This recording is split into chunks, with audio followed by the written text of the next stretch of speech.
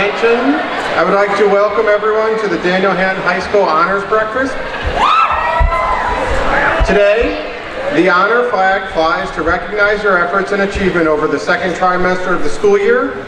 I'm impressed with not only your individual efforts, but the fact that 759 students were invited to attend this morning's recognition. As usual, I have asked 2 students and 1 faculty member to speak during this morning's event. At this time, it's my pleasure to introduce our first student speaker. Ladies and gentlemen, please join me in welcoming Grace Cummings to the podium.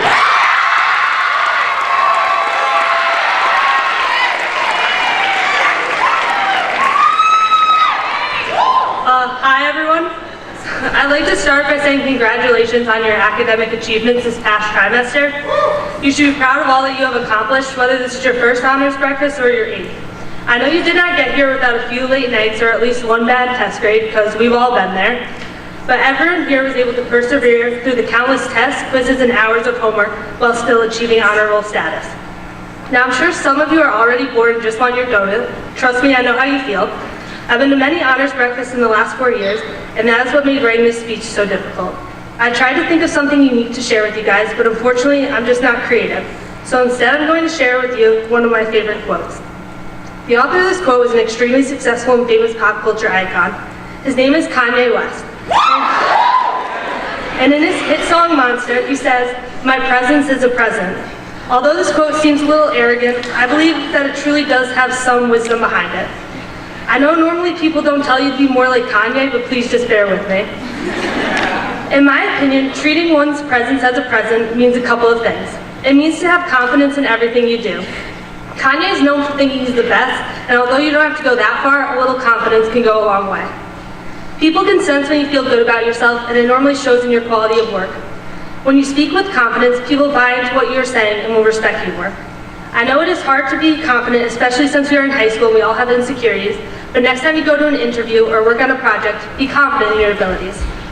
This quote also shows that you deserve respect from others. Do not let others treat you poorly, because it truly is a privilege for them to be able to spend time with you. You are a unique and great person. You should only surround yourself with people who appreciate your one-of-a-kind qualities and your contributions.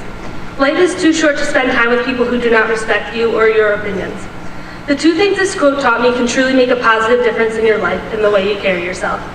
This quote is especially applicable to the seniors who are going to be encountering all kinds of new people and experiences next year.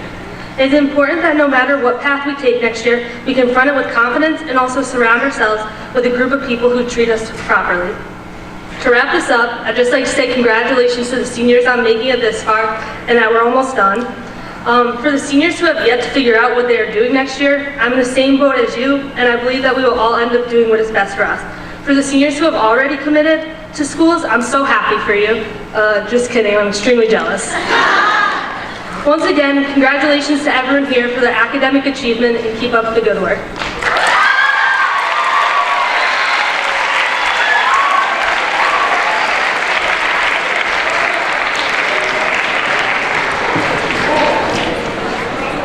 Thank you, Grace.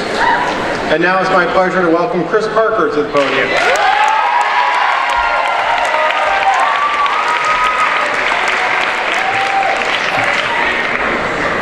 We'll get to the donuts in a second. First, I'd like to thank Mr. Salutary, Mr. Bodner, Mr. Snyder, and all the teachers for making this possible. Without them, we all wouldn't be here today.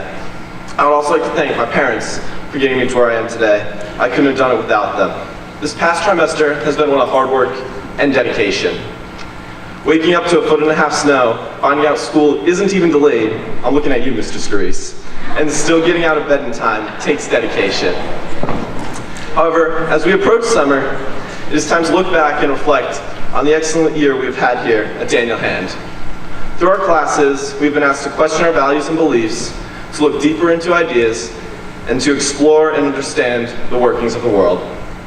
The fact that you are all sitting here now shows that you not only did these things, but you did them exceptionally well.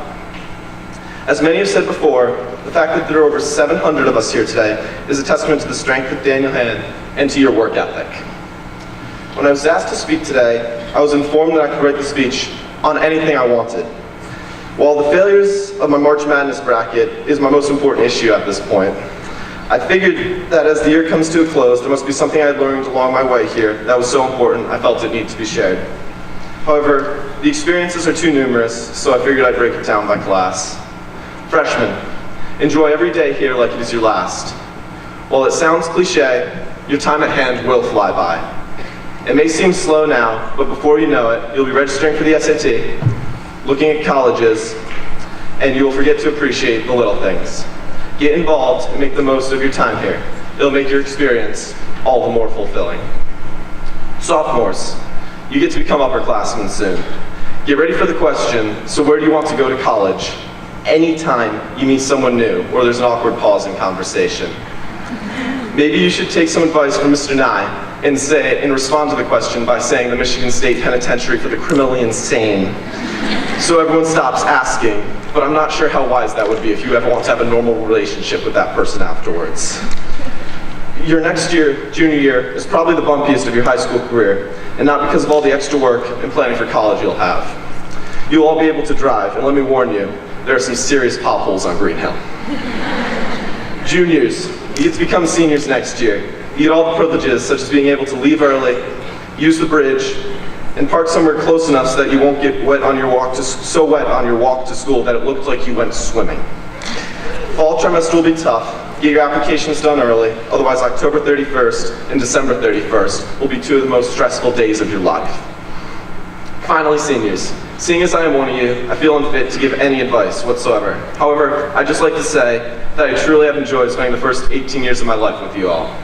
You are what has made my time here so great. The memories we have together will stay with us for the rest of our lives. Before we know it, we will be spread across the country at different universities far away. So let's enjoy these last few months with all the senior activities planned, as well as graduation not far on the horizon. As I close, I would like to reiterate my thanks to everyone who made this possible. And lastly, let's all have a round of applause for all the teachers that have brought us so far. Thank you.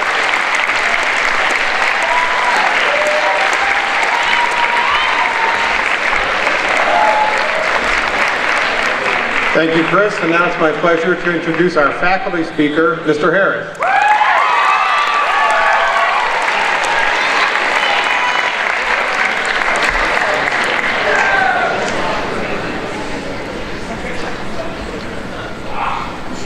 You need to listen to the voices inside your head.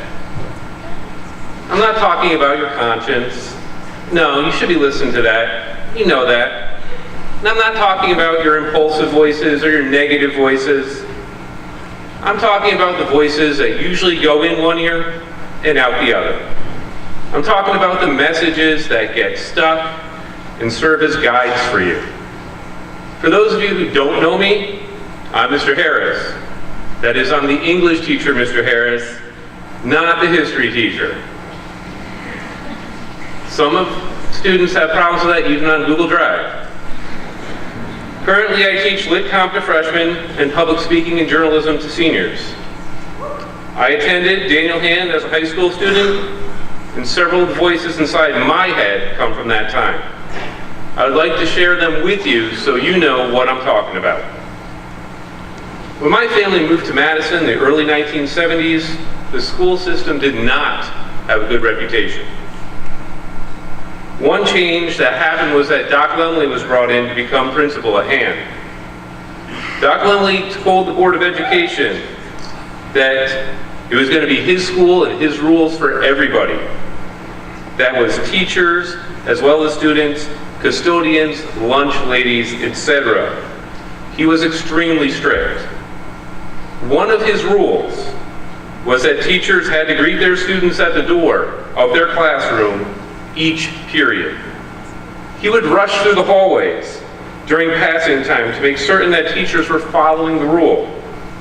He said it was important for teachers to establish contact with their students and keep an eye on the hallway. I don't know how many times I heard him make that statement.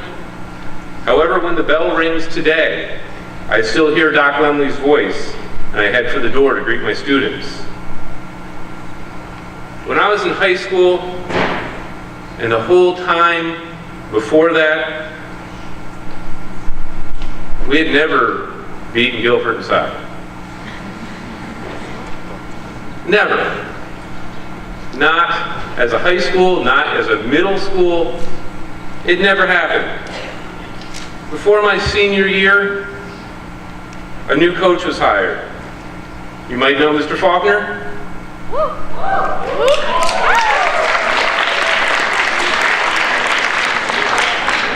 Coach Faulkner demanded excellence, and he still does. I've had the privilege of coaching with him for the past 16 years.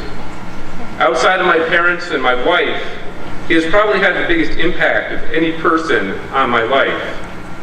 As I told you, he's a very demanding coach. In my head, when I'm running, even today, it is his voice that I hear telling me I will never play for him unless I can do better. And when that happens, even today, even though I'm only hearing his voice in my head, I still go faster. When I was in high school, I had the same history teacher for sophomore, junior, and senior years. Although it was close, I probably wrote more essays for Mrs. Weil than for all of my English classes. She was fanatical about research. She would even divide our research time. On the first day of an assignment, we were